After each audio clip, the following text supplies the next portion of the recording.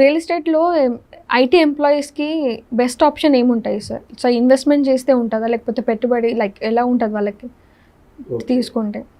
అంటే ఇక్కడ మీరు 2 రకాలు ఉంటాయండి. ఐటీ పీపుల్ ఇన్వెస్ట్ చేద్దాం అనుకుంటున్నారా, లేకపోతే అదే ఐటీ పీపుల్ సెకండ్ ఇన్కమ్ కోసం ఈ రియాలిటీలో టైం కేటాయిద్దాం అనుకుంటున్నారా? ఏమనుకుంటున్నారు మీ దాంట్లో? అవును, అంటే మీరు ఇన్వెస్ట్మెంట్స్ గురించి అడుగుతున్నారా? రెండో అడుగులు చెప్పండి సార్. ఇన్వెస్ట్మెంట్ ఎలా ఉంటుంది, లైక్ సెకండ్ ఇన్కమ్ లాగా వాళ్ళు చేసుకుంటే ఎలా ఉంటుంది? ఓకే, సో ఐటీ పీపుల్ ఎవరైతే ఉన్నారో వాళ్ళు ఇన్వెస్ట్మెంట్ చేయాలనుకుంటే వాళ్ళ శాలరీస్ మినిమం 1.5 lakh 2 lakh ఈ రేంజ్లో ఉన్న వాళ్ళు అయితే ఇన్వెస్ట్మెంట్ చేయాల్సింది ఎక్కడో 5 to 10 years బాగా డెవలప్ అవుతున్న ఏరియాలో కాకుండా రెడీ టు కన్స్ట్రక్షన్ లేదా విత్ ఇన్ 5 years లోపు బాగా డెవలప్ అయ్యే ఏరియా హెచ్ఎండిఏ లాంటి ప్రాపర్టీ తీసుకుంటే ఈ ఐటీ పీపుల్కు ఎక్కువ సూటబుల్. లేదా కమర్షియల్ బిట్లు ఏదైతే ఉంటో అటువంటి దాని మీద ఫోకస్ చేస్తే ఈ ఐటీ పీపుల్ తొందరగా సక్సెస్ కావడానికి స్కోపు.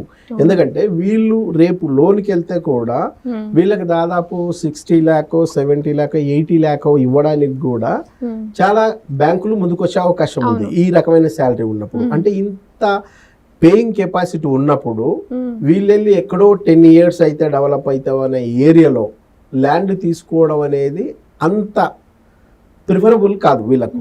కాబట్టి వీళ్ళకు లోన్స్ వస్తాయి కాబట్టి దీని మీద ఎక్కువగా ఈ ఐటీ పీపుల్ అంతా సాధ్యమైనంత వరకు తక్కువ ఏజ్ గ్రూప్ వాళ్ళే ఉంటారు కాబట్టి మొదట్లో ఏదైతే 25-30 years లోపు వాళ్ళే కాబట్టి డైరెక్ట్ టు డైరెక్ట్ వీళ్ళు అపార్ట్మెంట్కో ఇండిపెండెంట్ హౌస్కు పోకపోతే ఎక్కువ ఉపయోగం.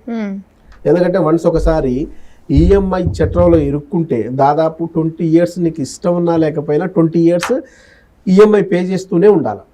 దానికంటే నేను ఇచ్చే సలహా ఏంటంటే మీకు ఈ రేంజ్లో రీపేమెంట్ కెపాసిటీ ఉన్నప్పుడు మీ salaries near by 1.5 lakh 2 lakhs ఈ రేంజ్లో ఉన్నప్పుడు మీరు సాధ్యమైనంత వరకు ఓపెన్ ప్లాట్లో హెచ్ఎండిఏ లాంటి దాంట్లో లేదా రోడ్ బిట్ ఏదైతే కమర్షియల్ లాంటివి ఉంటావో అటువంటి దాంట్లో మీద ఇన్వెస్ట్ చేస్తే మీరు 35-40 years వచ్చే లోపే ఖచ్చితంగా మీరు తీసుకున్నది డబుల్ త్రిబుల్ అయ్యడంతో పాటు అది ఇల్లు కట్టుకునే పరిధికి వచ్చేస్తుంది. లేదా రేపు అమ్ముకుంటే కూడా మీరు పెట్టిన దానికి దాదాపు తక్కువలో 5 times వస్తుంది. అంటే దాదాపు మీరు 50 lakhs ఆ రేంజ్లో పెట్టి తీసుకుంటే ఈ విత్ ఇన్ 5 years ఈ రేంజ్లో వచ్చేసరికల్లా నియర్ బై మీకు 2 CR దాకా వచ్చే అవకాశాలు ఉన్నాయి. అట్లా చేస్తే మీ లైఫ్ కంపల్సరీ సస్టైనబుల్గా సూటబుల్గా పర్ఫెక్ట్గా ఉండే అవకాశం ఉంటుంది. అట్లా కాకుండా అపార్ట్మెంట్ లాంటి ఫ్లాట్ తీసుకుంటే మొదట్లో మీరు తీసుకున్నప్పుడు అపార్ట్మెంట్లో ఫ్లాట్ బాగా డిమాండ్ వస్తుంది, కానీ తర్వాత అది ఒక స్టేజ్కి పోయిన తర్వాత డౌన్ఫాల్ అవుతుంది. అపార్ట్మెంట్లో ఫ్లాట్ తీసుకుంటే అట్లా డౌన్ఫాల్ అయినప్పుడు జనరల్గా మనం పెట్టిన ఇన్వెస్ట్మెంటే దాని లక్ష్యం ఏంటంటే ఇప్పుడు కష్టపడగలిగే శక్తి ఉంది, రేపు కష్టపడలేని స్థితికి నేను వెళ్ళిపోతా. సో నేను కష్టపడలేని స్థితిలోకి వెళ్ళిపోయినప్పుడు ఈ ప్లాట్ నాకు ఆధారంగా ఉండాలా, ఆదుకునేటట్టు ఉండాలి, తోడుగా ఉండాలని, భరోసానిచ్చేటట్లు ఉండాలనే ఉద్దేశంతో మీరు తీసుకుంటారు. కానీ ఒరిజినల్గా మీరు రిటైర్మెంట్ స్థాయికి వచ్చేసరికల్లా అది రిపేర్లకు వస్తుంది. మీరు రిటైర్మెంట్కి వస్తారా, అది రిపేర్లకు వస్తుంది.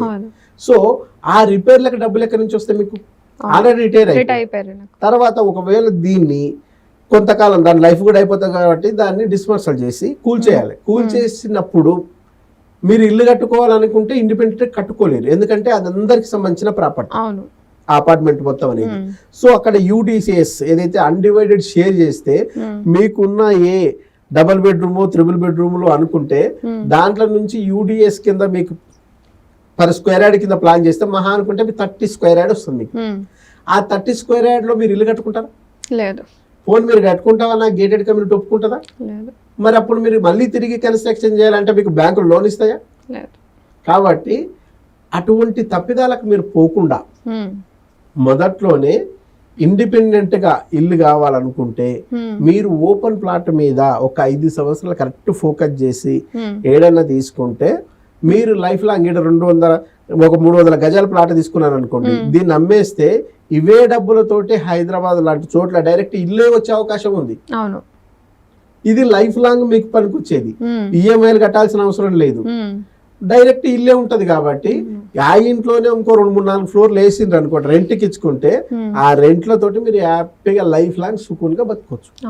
కాబట్టి మీరు ఇన్వెస్ట్మెంట్ చేయాలనుకుంటే ఇన్వెస్ట్ చేసే ముందు మా లాంటి ఎక్స్పర్ట్ను ఒకసారి సంప్రదించండి.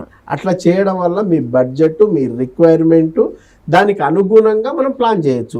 సో బ్యాంకర్స్ కూడా ఎటువంటి బ్యాంక్ అయితే మీకు సెట్ అవుతుంది, మళ్ళీ మీరు పెట్టుకోవాల్సిన పీరియడ్ కూడా 5 years పెట్టుకోవాలన్నా, 10 years పెట్టుకోవాలన్నా, 15 years పెట్టుకోవాలన్నా ఎట్లాగైనా ప్లాన్ చేయొచ్చు. లేదు మీ దగ్గర ఎక్కువ డౌన్ పేమెంట్ చేయడానికి మనీ ఎక్కువ ఉంది అనుకోండి, మీరు అప్పుడు లోనుకు ప్రాపర్టీ లోన్కి వెళ్ళకూడదు, పర్సనల్ లోన్కి వెళ్ళాలి. సో ప్రాపర్టీ లోన్ బెటరా, పర్సనల్ లోన్ బెటరా అనేది కూడా దీన్ని చాలా అంశాల మీద డిపెండ్ అయి ఉంటుంది. సో ఇవన్నీ కూడా తెలుసుకొని మీరు ప్రాపర్టీ ప్లాన్ చేసుకుంటే ఎక్కువ ఉపయోగం. ఇది ఒక రకం. ఇన్ కేస్ మీ దగ్గర డబ్బులే లేవు, ఇందాక ఇన్వెస్ట్ అంటే ఐటీ పీపుల్ ఇన్వెస్ట్మెంట్ ఎక్కడ చేస్తే బాగుంటుంది అని మాట్లాడుకున్నాం. నేనేం చెప్తున్నా, ఒకవేళ మీ దగ్గర డబ్బులు ఇన్వెస్ట్ చేయడానికి లేకపోతే మీ దగ్గర టైం ఉంది కదా ఇన్వెస్ట్ చేయడానికి, ఈ టయాన్ని కూడా ఇన్వెస్ట్ చేసి మీరు రియల్ ఎస్టేట్ లో సక్సెస్ కావచ్చు. పైసా పెట్టుబడి పెట్టాల్సిన అవసరం లేదు, జస్ట్ మాటని, అది కూడా మంచి మాటను. సలహాలు ఇస్తే ఎవరైనా డబ్బులు ఇస్తారా? లేదు. కానీ ఇక్కడ సలహాలు ఇస్తే కూడా డబ్బులు వస్తాయి. మాటనే పెట్టుబడికి పెట్టి, అది కూడా ఒక మంచి మాటను, మీ నాలెడ్జ్ను. ఇప్పుడు మీరు అవునన్నా కాదన్నా, మన గుంటూరు కారం సినిమా మీరు చూసారనుకోండి, ఎవరు మిమ్మల్ని స్టోరీ అడగల, అయినా మీరు షేర్ చేస్తున్నారా లేదా? ఎందుకు? మీకు నచ్చింది కాబట్టి, మీకు తృప్తి ఉంది కాబట్టి షేర్ చేసుకుంటున్నాం. అట్లాగే రియల్ ఎస్టేట్ లో మనం ఒక ప్రాపర్టీ ఎవరికైనా ఇప్పించినాం అనుకోండి, ఖచ్చితంగా వాళ్ళ జీవితం హ్యాపీగా ఉంటుంది, వాళ్ళకు పుణ్యం చేసిన మహానీయులం అవుతాం.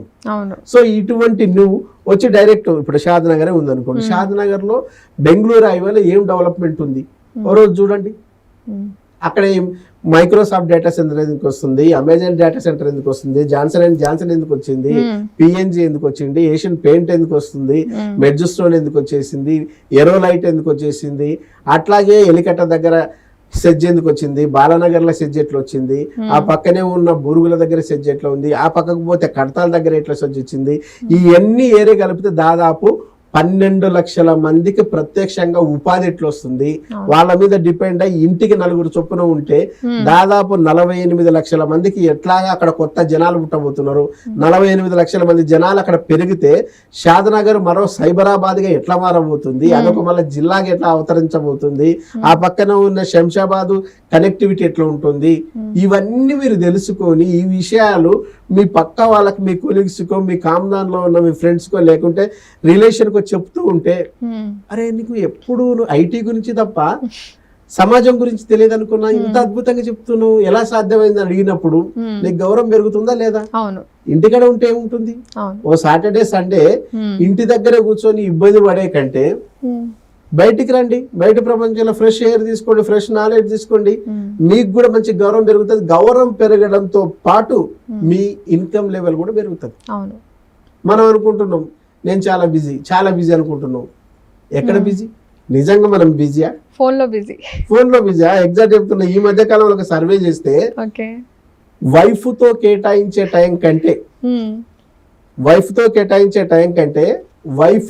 కేటాయించే time every day every person తక్కువ 6.5 hours కేటాయిస్తున్నాం.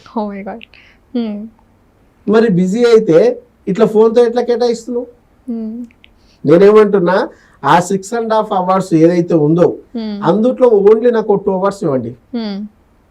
ఫిజికల్ గా కూడా కాదు, మెంటల్ గా నాకు 2 hours కేటాయించండి. ఈ వితిన్ 2 hours మనం 6 months టార్గెట్ పెట్టుకుందాం. ఈ 6 months టార్గెట్ లో మీ దగ్గర మీరు ఏదైతే ఇన్కమ్ తీసుకుంటారో, ఉద్యోగం పేరుతో తీసుకుంటారో శాలరీ ఉందో, ఆ శాలరీ కంటే ఎక్కువ మనీ వచ్చేటట్టు నేను చేస్తా. సెకండ్ ఇన్కమ్ కోసం ఈ రోజు మహేష్ బాబు కష్టపడుతున్నాడు యాడ్స్ చేస్తూ, అమితాబ్ బచ్చన్ కష్టపడుతున్నాడు, సచిన్ టెండూల్కర్ కష్టపడుతున్నాడు, అట్లాగే విరాట్ కోహ్లీ కష్టపడుతున్నాడు, పివి సింధు ఇటువంటి పెద్ద వాళ్ళు ఈ రోజు వాళ్ళు వాడే కారు మన జీవితంలో చూడలేమన్నంత రేంజ్ లో ఉంది. అలాంటి అంత బిజీ పర్సన్స్ కూడా సెకండ్ ఇన్కమ్ కోసం కష్టపడుతుంటే మరి మనకెందుకు టైం లేదు? మనం బాగా దారిద్ర్యంలో ఉన్నాం, బిజీ అని చెప్పుకుంటూ నటిస్తున్న దరిద్రంలో ఉన్నాం. ఎంతకాలం నటిస్తాం? కాబట్టి నటన బంద్ చేసి నీ ఫ్యామిలీ మీద, నీ ఫ్యామిలీ బాగుపడాలనే లక్ష్యం నీకు ఉంటే, ఐటీ పీపుల్ అద్భుతాలు చేస్తున్నారు. అవును. యాక్చువల్ గా అద్భుతాలు ఆయా కంపెనీలకు ఉపయోగపడుతున్నాయి తప్ప వీళ్ళకు ఉపయోగపడట్లా. అవును. ఈ రోజు అబీబస్ అనే యాప్ క్రియేట్ చేసింది ఎవరు? ఉమ్. లేదా ఈ రోజు ఓయో రూమ్లకు సంబంధించిన యాప్ క్రియేట్ చేసింది ఎవరు? లేదా స్విగ్గీ, జొమాటో, టమాటో లాంటి వాటికి యాప్లు క్రియేట్ చేస్తూ కోట్లు సంపాదిస్తున్నది ఐటీ పీపుల్ సంబంధించిన సాఫ్ట్వేరే కదా. అవును. లేదా ఫేస్బుక్ సంబంధించిన జుబెన్బర్గ్ సంబంధించిన సాఫ్ట్వేర్లు తయారు చేసింది మీరే కదా. మరి అందరి తలరాతలు మారుస్తూ వాళ్ళను కోటీశ్వరులు చేస్తున్నారు తప్పితే మీ తలరాత ఎందుకు మార్చుకోరు? 9 to 6 మన పని అయిపోయింది, ఇంకెంటికి వెళ్ళి ఫోన్ చూసుకోవడం. ఉద్యోగం అదొక గమ్ము. ఆ గమ్ములో పడ్డారు కాబట్టి దాంట్లో నుంచి బయటపడట్లేదు. ఇప్పటికైనా మీ క్రియేటివిటీని మీ ఫ్యామిలీ కోసం వాడితే వండర్స్ క్రియేట్ అయితే ఎంటైర్ మీ కామ్దాన్లో మిమ్మల్ని మించిన తోపు ఎవ్వడు ఉండడు. కాబట్టి అటువైపుగా మీరు ఆలోచించండి. ఇటు ఇన్వెస్ట్మెంట్ చేయాలనుకున్నా, సెకండ్ ఇన్కమ్ క్రియేట్ చేసుకోవాలనుకున్నా సాధ్యమే. దీన్ని మీరు పూర్తి చేసుకోవడానికి సహాయ సహకారాలు అందించడానికి నేను రెడీ. అవసరం అనుకుంటే కన్సల్ట్ చేయండి.